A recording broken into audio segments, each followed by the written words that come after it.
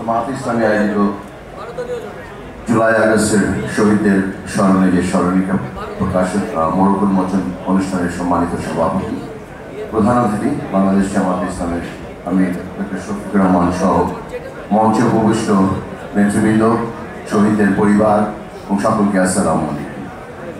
আমাদের প্রত্যেকটি অনুষ্ঠানে যখন যাই তখন দেখা যায় যে শুরুর দিকের বক্তাদেরকে টাইম ফ্রেম থাকে না, আমাদের সময় টাইম ফ্রেমটা চলে আসে, অনেক কিছু তখন বলা যায় না। আজকে আমরা জামাত ইসলামী বাংলাদেশকে ধন্যবাদ জানাতে চাই। আমার দল বাংলাদেশ জাতীয় দল ও 12 দলীয় জোটের পক্ষ থেকে একটি অসাধ্য দুঃসাধ্য কাজ আজকে তারা পালন করেছেন, সম্মান দিয়েছেন।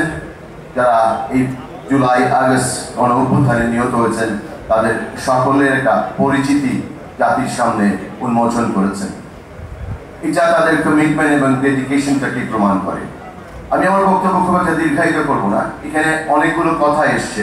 শহীদের পরিবার বলেছেন আপনারা যে কিছু দল তারা নির্বাচনের জন্য এত কেন দাবি করছে, তাড়াতাড়ি নির্বাচনটা চাচ্ছে, বিচারের দাবি কেন করছে না?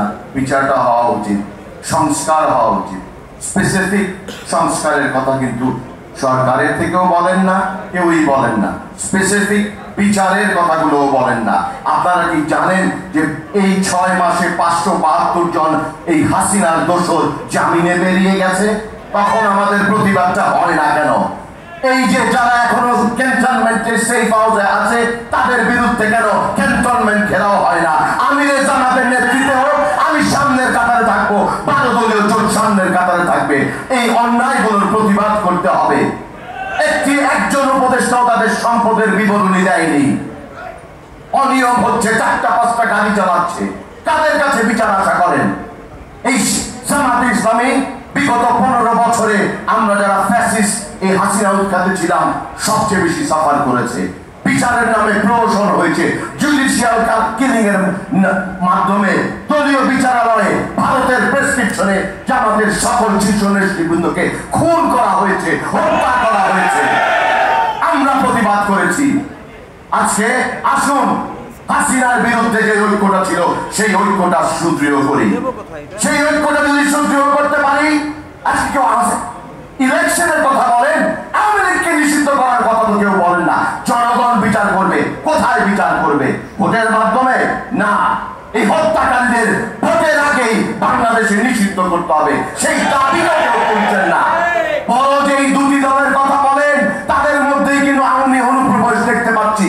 পুনর্বাসন কিন্তু তারাই করছে, আমাদের দ্বারা হচ্ছে না। কিন্তু ন্যায় বিচারের কথা বলেন। আসুন আজকে হাসিনার যারা দোষর ছিল, শেখ হাসিনা সহ সাঙ্গ পাঙ্গ প্রশাসনে যারা আছে সকলের বিচারের দাবিতে ঐক্যবদ্ধ হই, আমাদের ঐক্যটাকে সুদৃঢ় করি। তাহলেই বাংলাদেশে হাসিনা মুক্ত হবে। আওয়ামী লীগকে চিরতরে বিদায় করতে হবে। যেই নৌকা ডুবে গেছে সেই নৌকাকে ভাসতে দেওয়া যাবে না। সকল শহীদদের প্রতি শ্রদ্ধা জানিয়ে আমার সময় হয়তো সংক্ষিপ্তই আমি আমার বক্তব্য শেষ করছি এবং জামাত ইসলামী বাংলাদেশকে আবারও ধন্যবাদ জানাচ্ছি আজকের এই আয়োজনের জন্য। ধন্যবাদ। আসসালামু আলাইকুম।